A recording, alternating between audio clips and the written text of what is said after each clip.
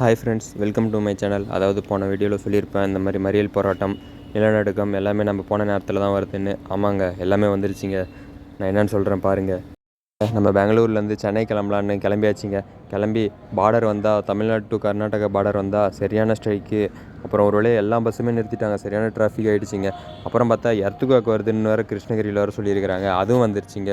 அப்புறம் ஒரு வழியாக அதெல்லாம் தாண்டி வேலூர் இறங்கியாச்சுங்க. சரி சென்னை பஸ் இருக்கும், சரி சென்னை போகலாம் அப்படின்ட்டு சரி சென்னை பஸ் பார்த்தா பூனமல்லி பஸ் தான் இருக்குது, மாதாவரத்துக்குலாம் பஸ் இல்லை அப்படின்ட்டாங்க. இது என்னடா வம்பா போச்சு அப்படின்ட்டு சரி ஒரு வழியாக அந்த பஸ்ஸில் ஏறி போயிடலாம் அப்படின்ட்டு அந்த பஸ்ஸில் ஏறியாச்சுங்க. ஏறி பல தூக்கத்துக்கு அப்புறம் ஒரு வழியாக பூனமல்லி போய் இறங்கியாச்சுங்க. முன்னாடி என்ன ட்விஸ்ட்னா, அந்த கண்டக்டர் கேட்டேன், இங்கே பெங்களூர்லேருந்து வேலூர் போகும்போது இதுக்கு மாதாவரத்துக்கு பஸ் இருக்குமா? அவர் அதெல்லாம் இருக்கும் வாப்பா அப்படின்ட்டாரு. ஒரு வழியாக கொண்டு போய் நம்மளை பூனமல்லியில் இறக்கி விட்டாங்க. அப்புறம் இறங்கின வாட்டி அப்புறம் சரி இதுக்கு மேலே என்னடான்னு பார்த்தா 4 மணிக்கு தான் பஸ் இருக்குமா. அப்புறம் ஒரு வழியாக ரேப்பிடோ பார்த்து நம்ம ரூமுக்கு தாங்க வந்தாச்சு. அந்த 2 விஷயத்தையும் கடந்து எப்படி தான் தமிழ்நாட்டுக்கு வருவோன்னே தெரியாமல் வந்தேங்க.